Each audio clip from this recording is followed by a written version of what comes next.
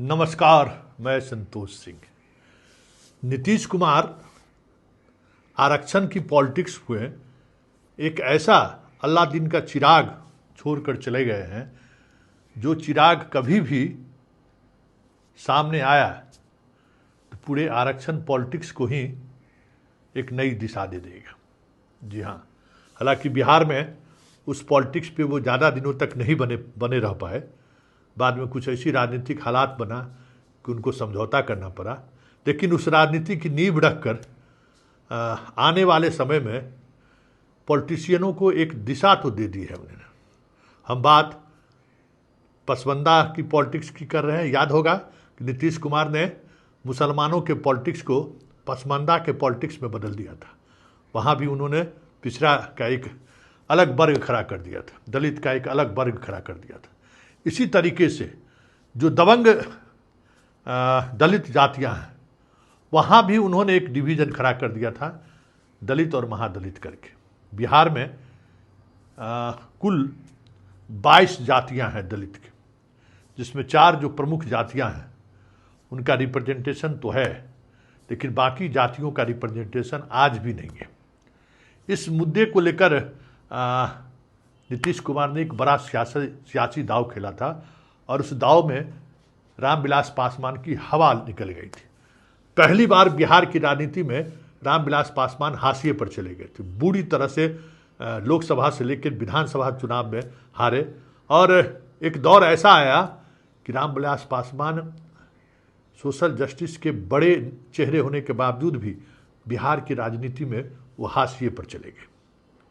वो पॉलिटिक्स था नीतीश का, महादलित का पॉलिटिक्स। हालांकि बाद के दिनों में बहुत सारी चीज़ें बदलती गई और कुछ परिस्थिति ऐसा आया कि उनको फिर से उस चीज़ों को मानना पड़ा। लेकिन वो राजनीति तो है, तो उस राजनीति पर कभी कभी जीतन राम मांझी पॉलिटिक्स कर बैठते हैं। जब जब उनको चिराग के साथ आमने सामने की स्थिति बनती है तो वो उस सवालों को खड़े कर देते हैं।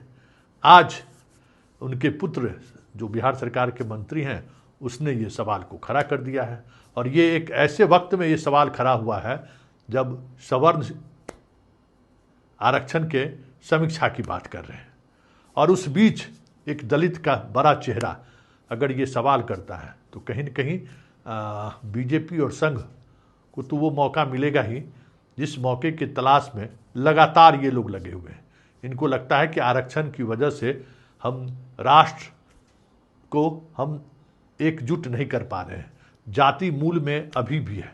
इसलिए जब तक आरक्षण नहीं खत्म होगा तब तक राष्ट्र की जो हमारी परिकल्पना है वो अधूरी रहेगी। वैसे ये बहुत ही मुश्किल है, लेकिन संतोष मांझी के इस बयान ने एक रास्ता तो बीजेपी की सरकार को दे ही दिया है, ऐसा रास्ता जिसके सहारे वो 2029 को भी साध सकते हैं, जिसके सहारे वो देश की राजनीति को एक अलग दिशा भी दे सकते हैं। लेकिन इतनी ताकत और इतनी समझदारी मोदी में हो तब तो। जरा सुनिए संतोष मांझी ने क्या कहा है। नहीं, देखिए, हम बिहार के कंटेस्ट में बोल रहे हैं कि समीक्षा इस बात पर होनी चाहिए कि आज दलित समाज में भी कुछ ऐसे समाज है, वर्ग है, जो जातियां हैं जो आज भी बहुत गरीब हैं। वो चाहे आर्थिक स्तर पर उनका जो भी इंडिकेटर्स हो, सामाजिक स्तर पर हो, शैक्षणिक स्तर पर हो, तो बिहार में 22 जातियां अगर है तो 18 जातियां ऐसी है जिनकी अभी आर्थिक स्थिति खराब है। उन 4 जाति मैं कहा कि पहले भी बिहार में एक महादलित आयोग का कंसेप्ट था। महादलित में 18 जातियां थी, 4 जातियां दलित समाज में थी।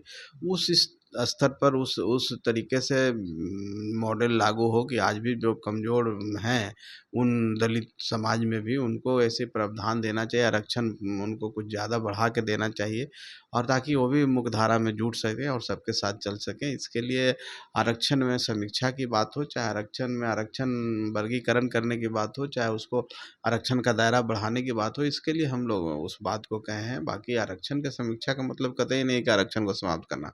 आरक्षण हमारा संविधान के द्वारा दिया हुआ गारंटी है। बाबा साहब भीमराव अम्बेडकर उन समाज के लिए जो पिछड़े हुए समाज है उनको आगे बढ़ाने के लिए, तो उसी तर्ज पर हम कहना चाहते हैं कि आज भी कुछ दलित, अमंग्स द दलित कुछ ऐसी जातियाँ हैं जो पिछड़े हैं। इतने होने के बावजूद उन पर विशेष नज़र देखनी चाहिए, फोकस करना चाहिए और वो आगे कैसे बढ़े उस पे वर्गीकरण करते हुए, चाहे उनको स्पेशल स्टेटस देते हुए, उनके बढ़ाने के लिए उनको स्पेशल आरक्षण देने का प्रावधान होनी चाहिए। मंत्री जी, आप जिस समाज से आते हैं